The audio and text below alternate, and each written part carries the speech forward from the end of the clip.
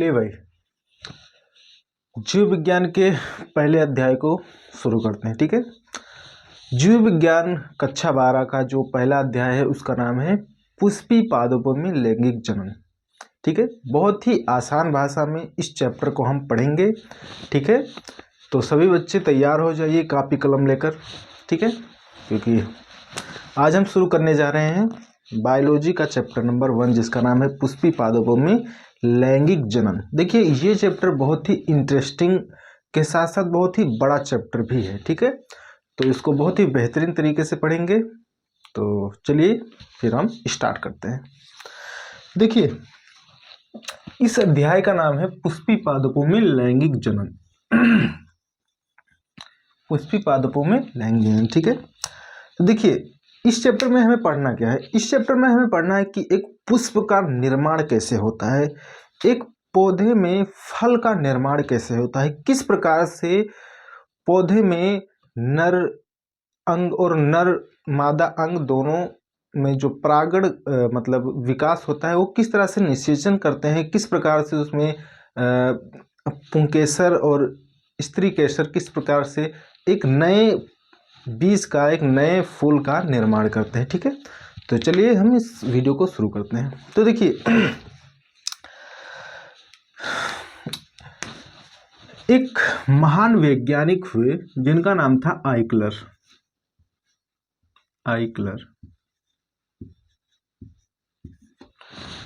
इन्होंने क्या किया कि जो पौधे होते हैं उनको 2 भागों में बांट दिया।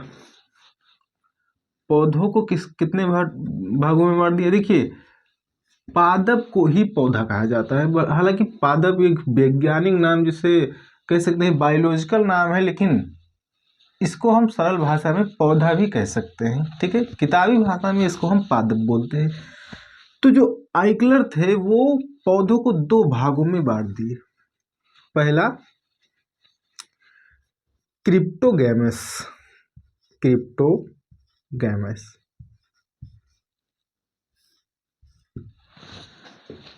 और दूसरा फिनेरोगैमस।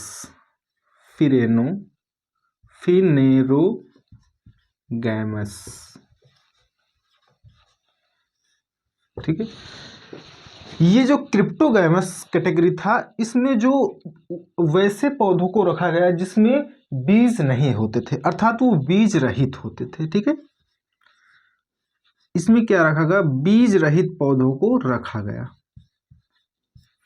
और जो फिनेरोगैमस थे इसमें बीज युक्त पौधों को रखा गया जिसमें बीज होते थे। तो इसमें बीज युक्त पौधों को रखा गया। ठीक, उसके बाद इसमें भी कैटेगरी किया गया, इसको भी 3 भागों में बांटा गया। पहला ब्रायोफाइटा, आप लोगों ने नाम सुना होगा, ये बायोलॉजी की कक्षा 11 में भी ये सब टॉपिक हैं, बट कक्षा 12 में थोड़ा डिटेल से पढ़ना होता है। तो आगे चल के इसको 3 भागों में बांटा गया। पहला ब्रायोफाइटा,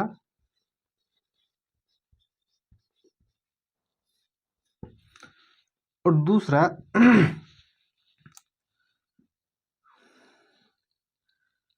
ब्रायोफाइडा, टेरिडोफाइडा,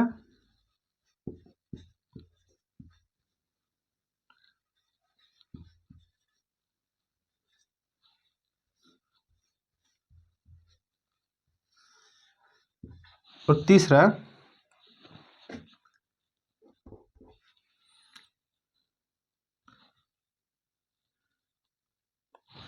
ब्रायोफाइडा, टेरिडोफाइडा और थियोफ्राइटा।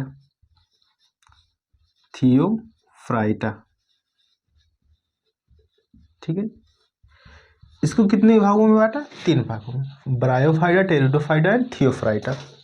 ठीक है, उसके बाद इसमें भी आगे चल के कैटेगरी इसको भी बांटा गया 2 कैटेगरी में।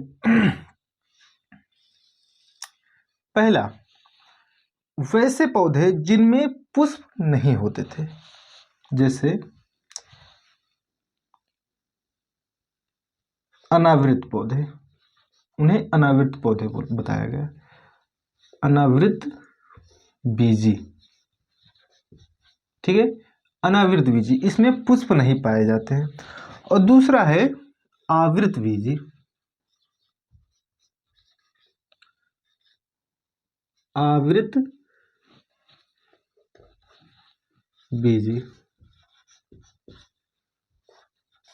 आवृतबीजी जिसमें पुष्प पाया जाता है, मतलब पुष्प युक्त पौधे, पुष्प युक्त। ठीक है। तो बेसिकली इस चैप्टर में हमें इसी पुष्प युक्त पौधे के बारे में, मतलब आवृतबीजी पौधे के बारे में हमें अध्ययन करना है। ठीक है। तो चलिए इसका आप लोग एक स्क्रीनशॉट ले लीजिए, फिर हम आगे बढ़ते हैं। ले लिए?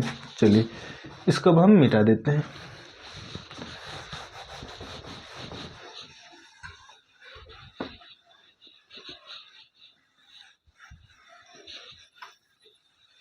चलिए इसको भी हम मिटा दे रहे हैं, क्योंकि अब हमें फिगर से समझना है, इसलिए अब स्पेस थोड़ा ज़्यादा चाहिए। ठीक है। चलिए अब हम इस चैप्टर में एंट्री करते हैं, शुरू करते हैं। सबसे पहले हम पुष्प से ही शुरू करते हैं कि पुष्प क्या है। ठीक है।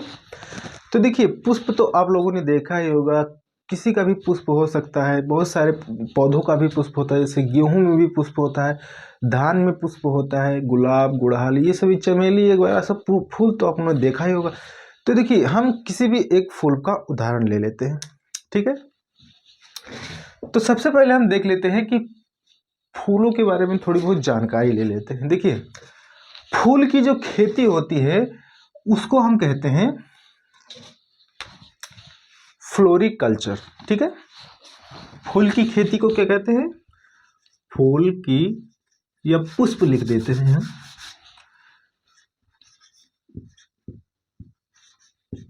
पुष्प की खेती क्या कहलाती है? फ्लोरिकल्चर। फ्लोरिकल्चर।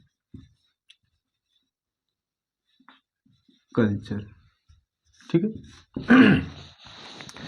आप लोग देखे होंगे बहुत सारे नर्सरी में बेसिकली फूल की खेती की जाती है। ठीक है। आप लोगों के घर में भी, मोहल्ले में भी बहुत सारे लोग होंगे जो नर्सरी से जाकर फूल लेकर आते होंगे अपने घर द्वार या बालकनी में लगाने के लिए। ठीक है। तो फूलों की खेती कहाँ होती है? नर्सरी में। बहुत लोग तो अपने बगीचे में भी करते हैं फूल की खेती, बट बेसिकली कहा जाए तो नर्सरी में अधिकतर इसकी खेती होती है, वहाँ पर बिकता भी है। ठीक है। नर्सरी मतलब पौधा घर भाई। तो फूल की खेती क्या कहलाती है? फ्लोरिकल्चर। ठीक है। उसके बाद अब हम फूल का अध्ययन समझ लेते हैं क्या कहलाता है। तो पुष्प का अध्ययन क्या कहलाता है? पुष्प का अध्ययन एंथोलॉजी। एंथोलॉजी। ये छोटे छोटे टॉपिक आप याद कर लीजिए, क्योंकि ये एक नंबर में ऑब्जेक्टिव क्वेश्चन में पूछ सकता है, बहुविकल्पी में। ठीक है। तो आप लोग ये छोटे छोटे पॉइंट याद रखिएगा। ठीक है। तो ये थी पुष्प की कुछ बेसिक चीजें। अब हम देख लेते हैं पुष्प की संरचना के बारे में, पुष्प के कौन कौन से अंग होते हैं। ठीक है। तो चलिए पुष्प की संरचना के बारे में हम समझ रहे हैं। मेरा मार्कर थोड़ा खत्म हो गया है, उसके लिए माफी चाहूंगा, क्योंकि अभी मुझे पता नहीं था कि ये खत्म होने वाला है पुष्प की, और मेरे पास इंक भी खत्म हो गई है। पुष्प की संरचना। ठीक है। स्ट्रक्चर ऑफ फ्लावर, पुष्प की संरचना के बारे में समझते हैं। देखिए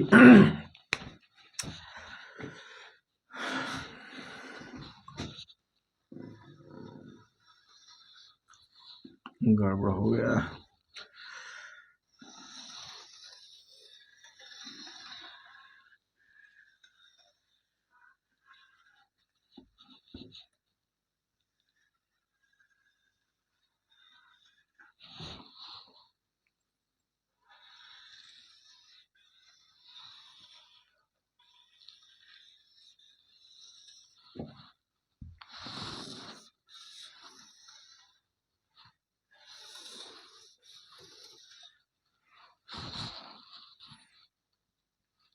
इंक ख़त्म हो गया इसलिए मज़ा नहीं आ रहा है अभी। एक काम करते हैं, रेड वाला मार्कर यूज कर लेते हैं, ठीक है।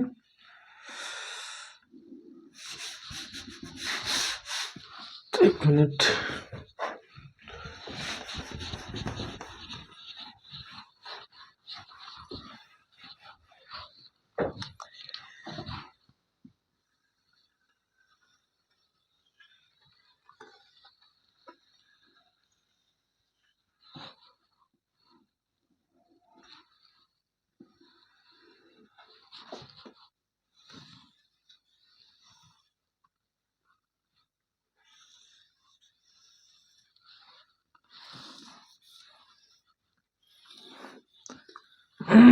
फूल बनाने में मुझे कोई ज़्यादा स्किल मेरी डेवलप नहीं है आर्ट में, बट थोड़ा बहुत है इसलिए, ठीक है। क्लियर है ना?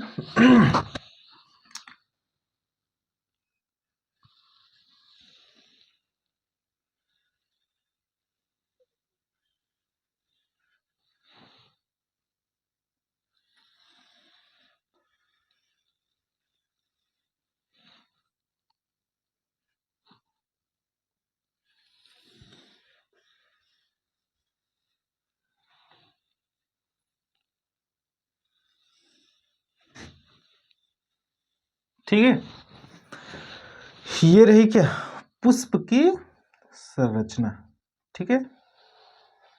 ये क्या है, एक पुष्प है। अब इसके कौन कौन से भाग हैं, कौन कौन से भाग का क्या क्या नाम है, इस चीज के बारे में हम जान लेते हैं, ठीक है। तो देखिए, सबसे नीचे देखिए, यहाँ पर सबसे नीचे जो उसका डंठल होता है ना पुष्प का, उसको हम बोलते हैं पुष्प वृंत। पुष्प वृंत, ठीक है, इसको हम क्या कहते हैं, पुष्प वृंत।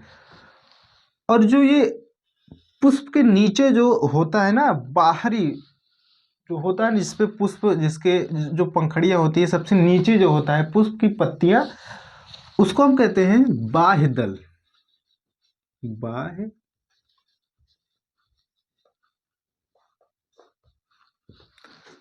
ठीक है। और इसको हम बोलते हैं, जो पुष्प की पंखुड़ियां होती हैं, उसको हम बोलते हैं दल। इसको इंग्लिश में हम पेटल बोलते हैं, और इसको इंग्लिश में हम सेपल बोलते हैं, ठीक है। अब देखिए, ये जो दल नाम है वो पुष्प की एक पंखुड़ी का नाम है दल, लेकिन इसमें तो कई सारी पंखुड़ी हैं, 1 2 3 4, कई सारे पंखुड़ी हैं। तो इन सभी पंखुड़ियों को, समूह को हम दलपुंज बोलते हैं, ठीक है। तो इसके समूह को क्या बोलेंगे, दलपुंज। दल पुंज, ठीक है। इसको हम इंग्लिश में कैलिक्स बोलेंगे, ठीक है। उसी तरह ये जो बाह्य दल है, 2 है, तो इन दोनों के समूह को हम बाह्य दल पुंज बोलेंगे। बाह्य दल पुंज, क्लियर। अब देखिए, ये जो ये डंडी नुमा संरचना है, ये क्या है, डंडी नुमा संरचना है। इसको हम पूरे को, ये पूरे डंडी, जैसे ये एक प्रकार की क्या है, डंडी है, डंडी नुमा संरचना है, ठीक है। इस पूरे को हम क्या बोलेंगे, पुंकेसर। पुंकेसर, ठीक है। इस पूरे को हम क्या बोलेंगे, पुंकेसर। लेकिन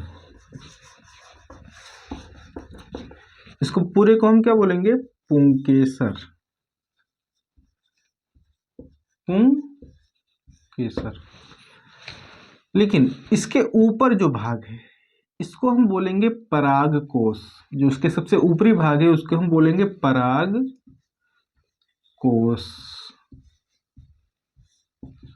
और परागकोश के जो नीचे होता है, जिस पे परागकोश मतलब लगा होता है, इसके नीचे वाले भाग को हम बोलेंगे पुतंतु।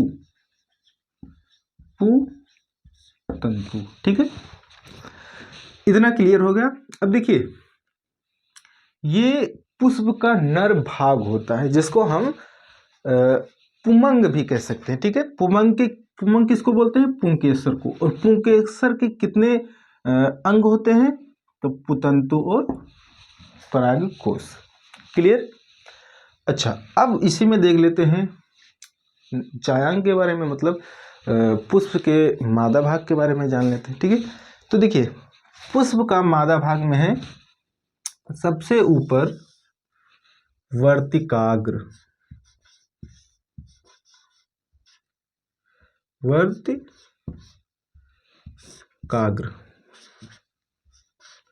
जो सबसे ऊपर है, इसको वर्तिकाग्र बोलेंगे। इसको इंग्लिश में हम स्टिग्मा बोलेंगे। और उसके बाद जो नीचे एक नली नुमा संरचना है, इसको हम वर्तिका बोलेंगे। क्या बोलेंगे? वर्तिका। इंग्लिश में इसको हम कहेंगे स्टाइल। इंग्लिश में क्या बोलेंगे? स्टाइल। उसके बाद ये जो पूरी संरचना है, फूली हुई संरचना है, इसको हम अंडाशय बोलेंगे। क्या बोलेंगे? अंडाशय। इसको इंग्लिश में हम ओवरी बोलेंगे।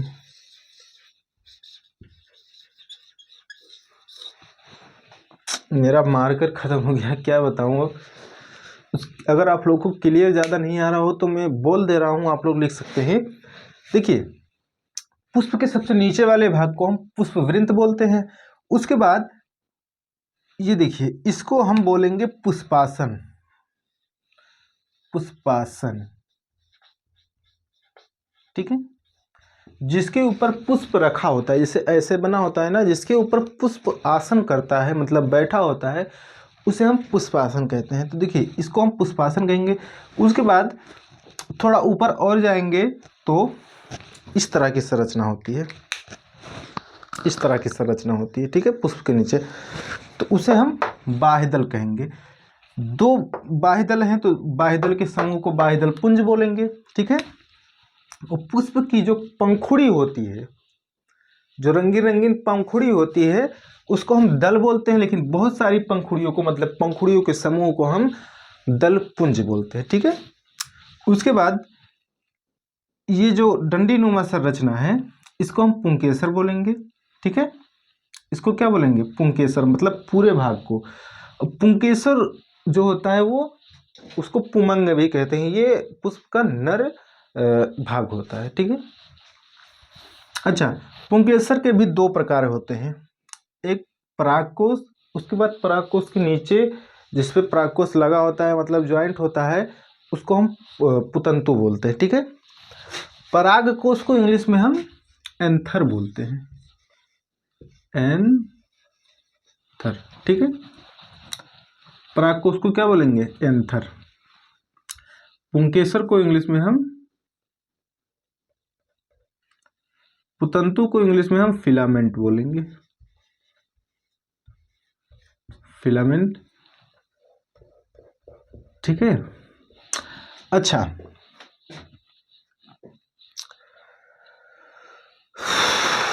इतना आप लोगों को क्लियर हो गया। देखिए, जो पुष्प का मादा जनन अंग होता है, अंग के जो भाग होते हैं, इसको हम जायांग बोलते हैं। जायांग। इंग्लिश में इसको हम गायनोसियम बोलते हैं। गायनोसियम।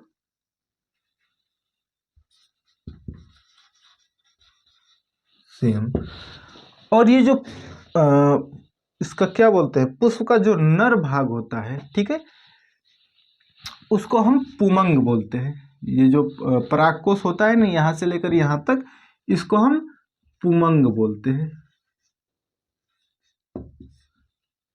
पुमंग इस तरह होता है, पुमंग। इसको इंग्लिश में हम एंड्रोसियम बोलेंगे। एंड्रोसिन।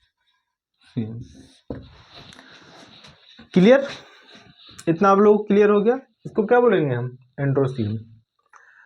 अच्छा,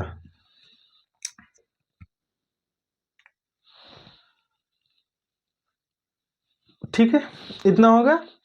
तो ये है पुष्प की संरचना। ठीक है, तो आप लोग इसको स्क्रीनशॉट ले लीजिए। लेकिन अगर आप लोगों को ये वीडियो टॉपिक समझ में नहीं आया है तो प्लीज़ वीडियो को रिवाइज करके एक बार देख लीजिएगा, क्योंकि वीडियो का मैं जानता हूँ थोड़ा क्वालिटी डाउन है, क्योंकि इसमें मेरा मार्कर ख़त्म हो गया है, उसके लिए मैं माफ़ी चाहूँगा।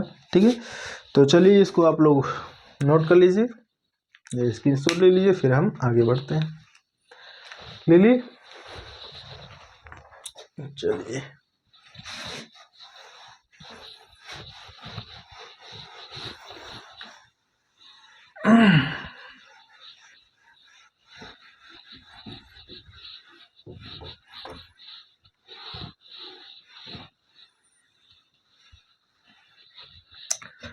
अब हम सबसे पहले पुष्प के नर जनन अंग के बारे में समझेंगे। ठीक है, उसके बाद हम उसके मादा जनन अंग को भी देखेंगे। तो हमारा जो पुष्प का नर जनन अंग था वो क्या था? पुंकेसर यानी पुमंग।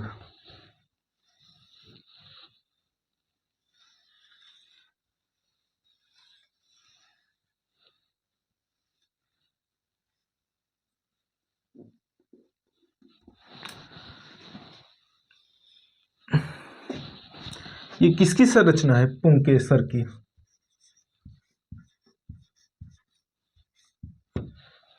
पुंकेसर या लघु बीजाणु पण इसको बोलेंगे, लघु बीजाणु पण बोलेंगे। ठीक है, अब देखिए इसको तो आप लोग समझेंगे ही, पीछे मतलब आप लोग समझ ही चुके होंगे कि इसको बोलेंगे पुतंतु, इसको बोलेंगे परागकोश। देखिए, कोश का मतलब होता है कमरा, यानी पराग का कमरा। तो देखिए इसमें क्या होता है कि पराग कोश में दो पालियां होती हैं। कितनी पाली? दो पाली। एक ये भी क्या है? पाली। पाली मतलब कमरा, कोश। एक ये पाली है। ठीक है, तो क्वेश्चन अगर आ जाए एग्जाम में कि परागकोश की कितनी पालियां होती हैं, तो आप लोग ऑप्शन टिक करिएगा, दो पाली होता है, मतलब परागकोश द्विपालित होता है। ठीक है, तो अब हम क्या करेंगे कि इसके अंदर देखेंगे कि परागकोश के अंदर क्या होता है। इसको काट कर हम अंदर जाएंगे, देखेंगे कि इसके अंदर क्या होता है, किस तरह से परागकण का निर्माण होता है, जो कि परागण द्वारा एक नए बीज का, एक नए फल का निर्माण करता है। ठीक है, तो चले देखिए, इसको हमने क्या किया, बीज से काट दिया। ठीक है, तो बीज से काटने के बाद ये कुछ इस प्रकार से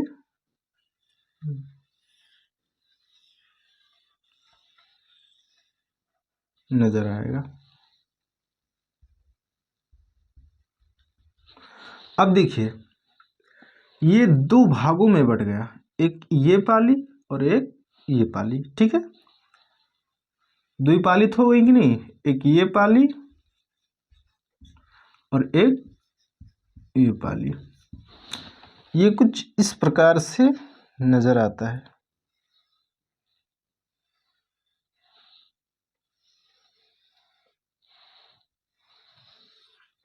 ठीक है, इसको जब हम आधा काटेंगे तो ये किस प्रकार से नजर आएगा? इस प्रकार से। ठीक है, अब इसमें भी कुछ इस प्रकार की रचना बनी होती। इसको क्या बोलेंगे हम? लघु बीजाणु धानी।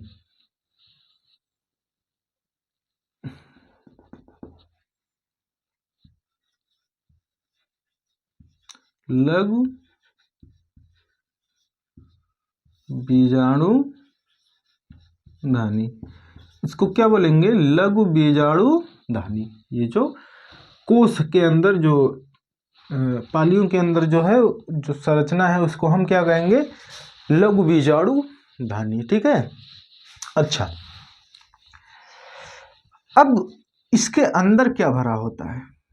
ठीक है, इसको देखने के लिए, अब इतना आप लोग समझ गए। अब इसको देखने के लिए हम डायग्राम थोड़ा बड़ा बनाएंगे। ठीक है, क्योंकि छोटे में ये नहीं दिख पाएगा। इतना आप लोग एक काम कीजिए, इसका एक स्क्रीनशॉट ले लीजिए, फिर हम थोड़ा बड़ा डायग्राम बनाते हैं इसका। ठीक, तो ले लिए, चलिए।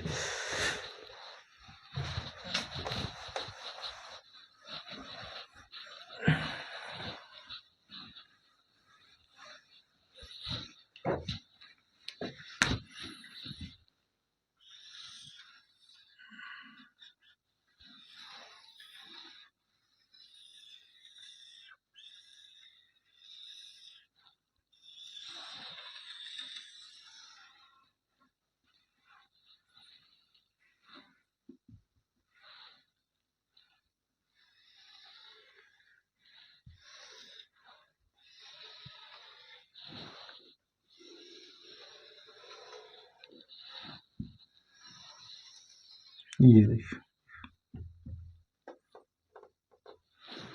ठीक है। अब देखिए, इसके अंदर एक लेयर चढ़ी होती है,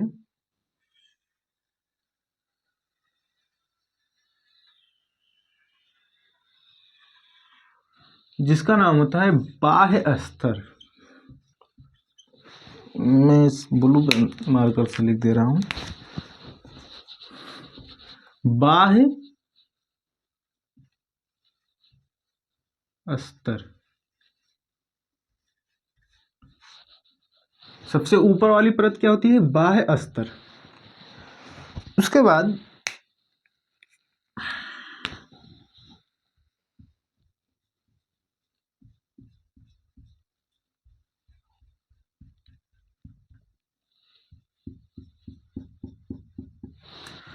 बाद इसके अंदर एक और परत होती है। ठीक है,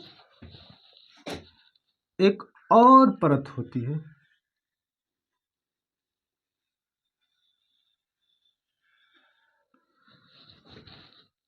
इसको हम बोलेंगे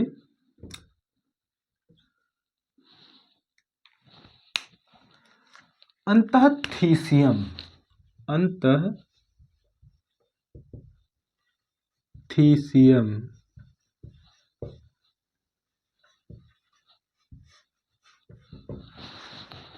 इसके अंदर वाली परत का क्या नाम है? अंतःथीसियम। अच्छा, उसके बाद इसके अंदर एक और परत होती है, जिसका नाम है मध्य स्तर। क्या नाम है? मध्य स्तर। ठीक है, मिडल लेयर। क्या नाम है इसका? मध्य स्तर। ठीक है। अच्छा, एक और परत इसके अंदर बनी होती है,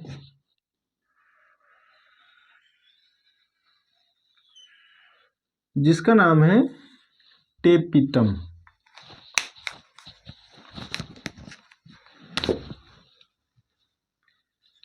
टेपिटम।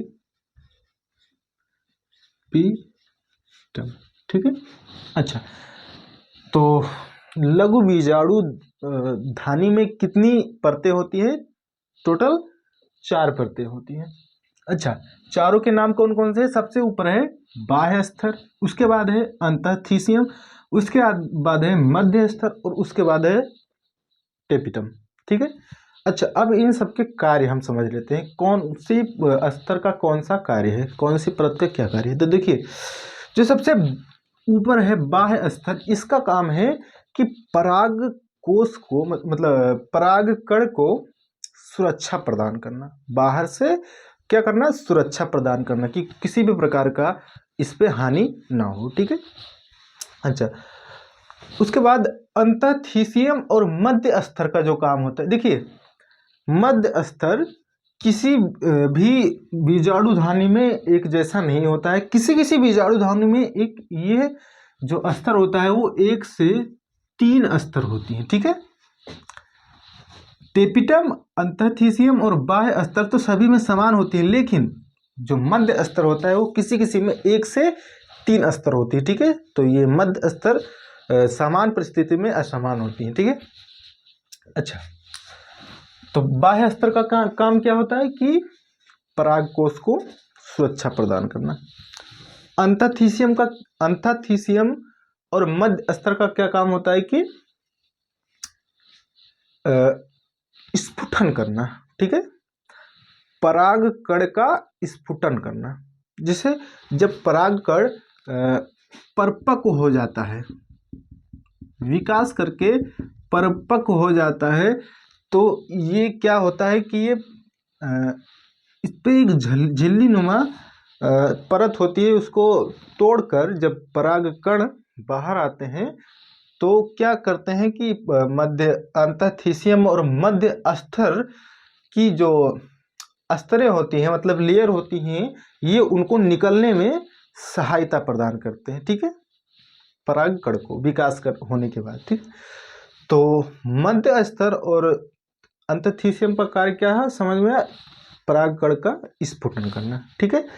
अच्छा, अब टेपिटम का क्या अर्थ होता है? टेपिटम का अर्थ होता है परागकणों का, मतलब बीजाणु जनन। अभी तो परागकण नहीं है, बट इसको बोलेंगे बीजाणु जनन को पोषण प्रदान करता है, ठीक है। जिससे उनको खाने की भी जरूरत होगी, उनको एक बेहतरीन संतुलित तापमान, संतुलित आहार की भी जरूरत होगी, तो वो सब काम क्या करते हैं? टेपिटम के द्वारा उनको पराग मतलब बीजाणु जनन को पोषण प्राप्त हो जाता है, ठीक है। उसके साथ ही टेपिटम एक प्रकार का एंजाइम, मतलब एक प्रकार का क्या होता है, परत बना लेता है इसके चारों तरफ, जिसको बोलते हैं काइलोज, ठीक है। काइलोज नाम का एक एंजाइम भी स्रावित करता है, ठीक है। उसको हम आगे पढ़ेंगे कि काइलोज का जो मुख्य कार्य क्या होता है, ठीक है। उसका मुख्य कार्य तो सुरक्षा प्रदान करना होता है, ठीक है, लेकिन उसके बारे में हम डिटेल आगे पढ़ेंगे। समझ में आ गया? तो इतना आप लोगों ने समझ लिया। अब क्या होता है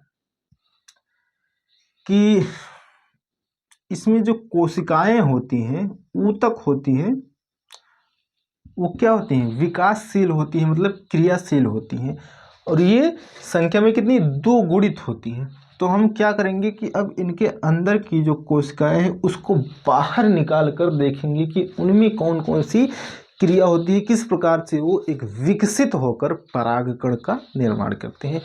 अभी इसके अंदर सिर्फ जो कोशिकाएं हैं वो क्रियाशील कोशिकाएं हैं, मतलब ऊतक के रूप में है, अभी ये परागकण नहीं बने हैं, ठीक है। तो अभी इन्हें हम परागकण नहीं कह सकते हैं, ठीक है। तो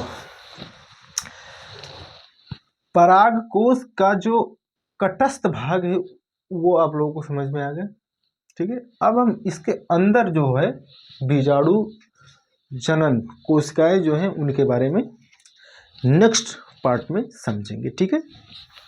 तो जितने भी नए दोस्त हैं, नए भाई बहन हैं, उनसे निवेदन है कि इस चैनल को आप लोग सब्सक्राइब जरूर कर लीजिएगा।